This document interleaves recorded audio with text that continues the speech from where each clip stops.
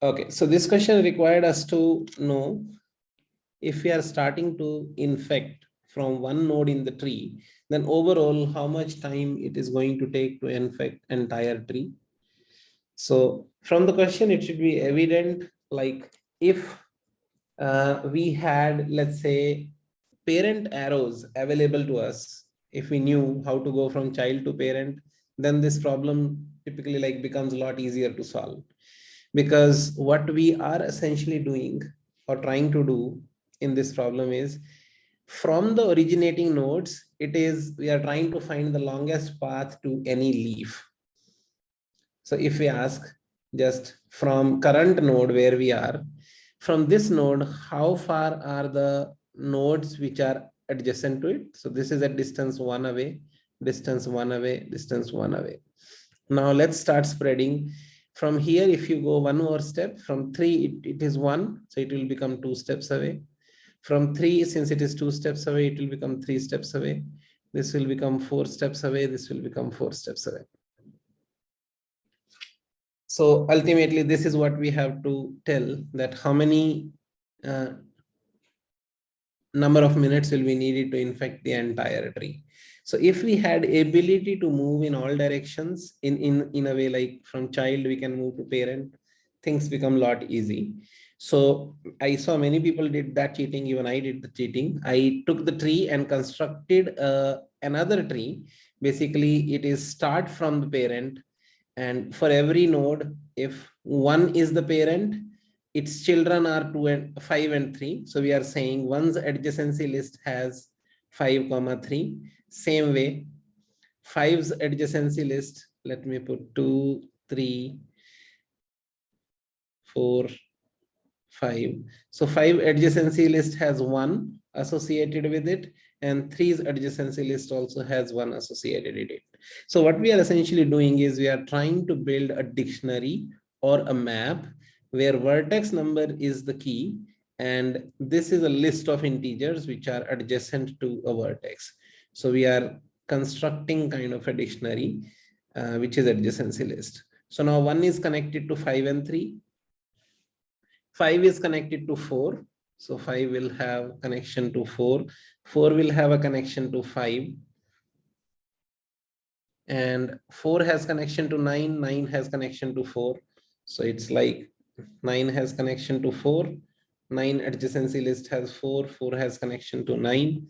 So 4 gets 9 into that.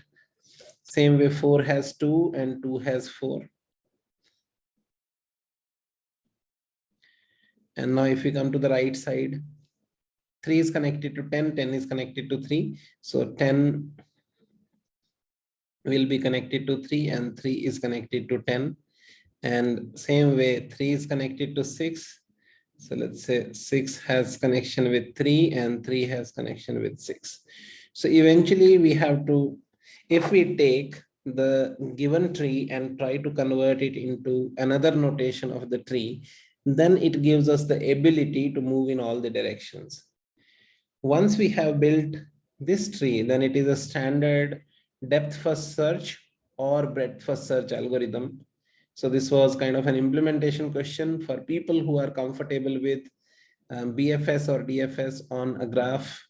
So that is what this question would have become. Now the concept on which, let's say, breadth first search works, if we talk about, so initial vertex from where we are starting, we put 0 on top of that. We put that vertex in a queue. Now, when that vertex comes out, any vertex which is adjacent to that vertex, which we get to know from here. Now, if you see, 3 has adjacent vertices 1, 10, and 6. We go to 1, 10, and 6, and we tell them that you are step 1 away from the vertex number 0. And we put them into the queue as 3 comes out of the queue. Then what we do, then we start with the first vertex that enters the queue. Let's say that is 10. If we take 10 out, 10 has only one adjacent vertex to it, which is 3. But if we notice, 3 is already done because we started with 3. So somehow we mark which vertices we are done with. So that is one strategy, like start with the vertex, keep spreading. And when your breadth first search algorithm completes, that's where you say whatever is the last distance value, that becomes your answer.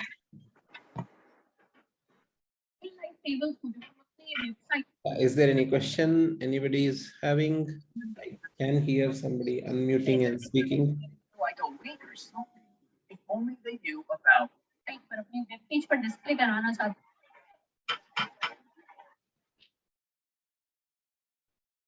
Okay. So as far as the code for this is concerned, let's go to the code and take a look. Yeah, so if you see what essentially I'm doing, I declared a tree on top, declared a map of int, vector of int in C++, that's what I did. Then cleared the tree and built the tree. Building tree is nothing but it is a simple pre-order traversal if you see. So in pre-order, we go and print the node first. So what I'm doing is if root is null, just return from there. Otherwise, if root has left child, what we are doing is in tree, I'm putting current value is connected to root left value and root left value is connected to. So it's basically, if you see a parent connected to child, what we are trying to do in the map of parent, we are appending child. And same way, map of child, we are appending parent. So this way we are building actually a two-way relation. And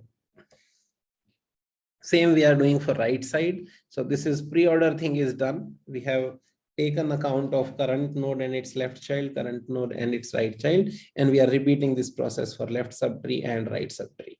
So this is to just build our tree. Once the tree is built, then if you see, we are calling BFS with the start vertex. So this BFS with the start vertex, we are starting with the distance D, making a queue. In queue, I'm pushing what is the start vertex, what is its distance from the start vertex, and taking a set to mark whatever vertices are already visited so that we do not end up visiting the same vertex again.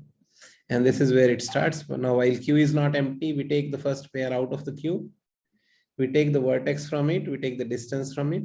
Now for every neighbor of current vertex that we take out, if that neighbor is not visited, if this is unvisited, then what we are doing is we are pushing that neighbor and the distance of that neighbor will be distance of parent plus 1.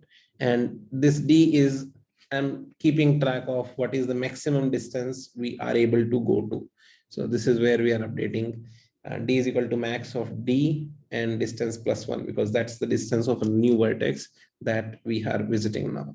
And we are putting that into set again. Once the queue becomes empty, we would have traversed every vertex. So this is the solution I coded during the contest because I felt BFS will make it a lot easier rather than spending time on thinking about a logic for just managing with the given tree. Although solution with given tree is also possible, that we don't essentially have to go and construct a new notation of the tree. So I hope the idea is clear to everyone, what essentially is being done here. Yep. And in order to solve this problem, yes, you should be comfortable with breadth first search and utilizing the queue. Once you have that concept, then this problem would have become easier after translating this tree into the map notation tree. Okay, did anyone do this question in any other way? Apart from converting the tree and then doing breadth first search or depth first search? Is there anyone who used any other approach?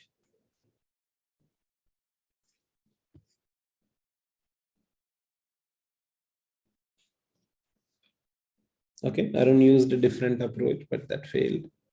Instead of using the set, can we just mark the node value to 0 to check if it is visited?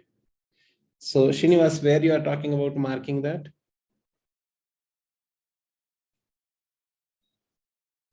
Sir, you took a set, no, sir, to check if the node is visited or not. Correct. So looking at the constants, the node value can start from 1. Okay. So if while visiting the node, we can just mark the node value to 0 and check whether it is 0. If it is 0, it is visited already, or okay. we need to visit that node. Okay. And where are you going to mark that 0? Sir, I actually did not create an adjacency list. Okay. I created a map only for parent and children, sir. Okay, got it. Child to parent map. Okay.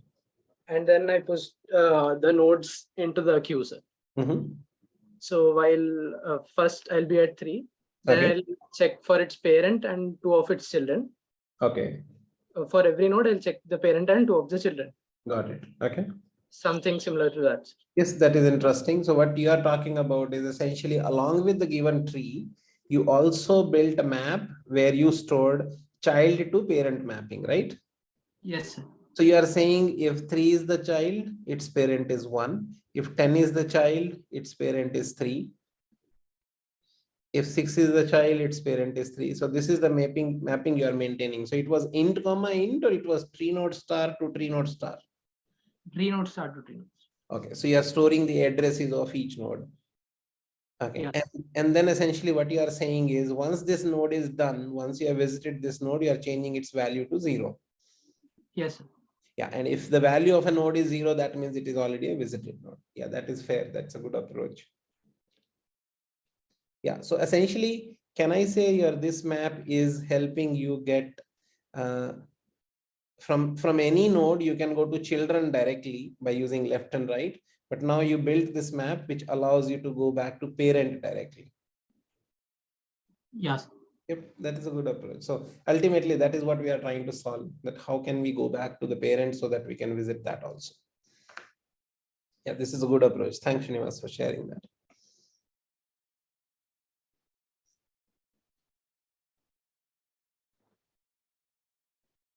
Okay, I tried app like size of approach like size of the tree, depth of the tree. That is one more approach, although I have not given that much thought, but that should have worked, is essentially, let's say when you are here, it's very easy for us to know below this, like similar to if you are going down in the tree, can we say that it is easy for us to find what is the distance from this as a root node to its farthest leaf node? That can be found easily, right? Distance of this node below it to the farthest leaf node. That answer will come 1 only. So from 3 to below it, you can get to a distance of 1. Let's say we have one way of solving that problem, which is solving below it. Now, when 3 is going back to its parent, let's say the child intimates the parent that I am the node being searched and my distance from you is 1. Okay, so somehow 3 is conveying back to 1 that I am the node which is spreading the virus and I am distance 1 away from you. So 1 gets to know its answer that 1 will be affected in 1 day. And from 1, can we find again to the left of 1, how many days it is going to take from 1 to spread the virus below it? What is the distance of farthest leaf from 1? So if from 1 it is 1 distance, it is 2 distance, it is 3. So what this 1 can convey is, if 1 to farthest leaf is 3 distance away and 1 to the affected node where it is originating is 1 distance away, the total answer can be, it is 3 plus 1. And every parent has to do that.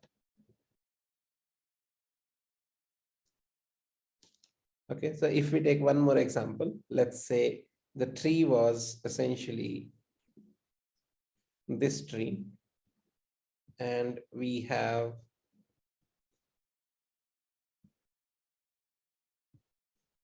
let's say we have this node which is affected node. Now affected node is going to pass something back to the parent, that this affected node has to convey that I am affected node and I am 1 distance away from you. So this node has to tell that affected node is 2 distance away from you.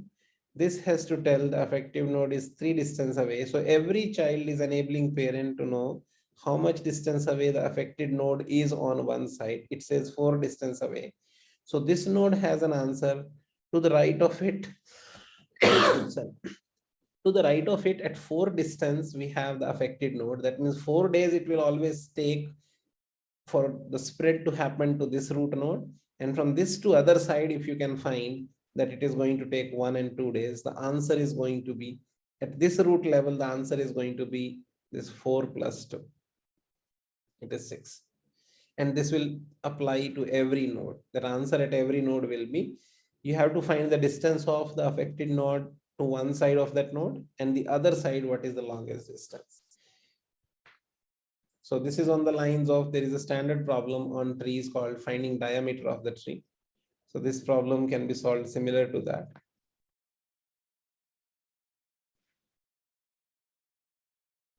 Okay, are we good with this? Shall we move to the next one?